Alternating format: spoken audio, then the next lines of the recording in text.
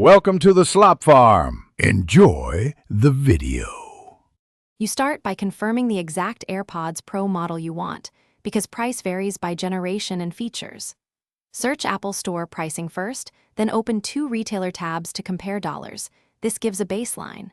Once done, factor in trade-in credit or student discounts. They reduce out-of-pocket cost. Make sure to note warranty length and included accessories, since those affect value. This prepares you to decide whether a sale, refurbished unit, or full-price new set is the best option. You now compare sellers and timing to lower the price. Look at Apple versus major retailers and certified refurbished listings. The why is simple. Refurb generally saves money with warranty. Use price tracking tools or past sale patterns to decide whether to wait for a promo. Once you identify sellers, compare return windows and warranty length because lower price can cost you protection. Also check cashback and card rewards.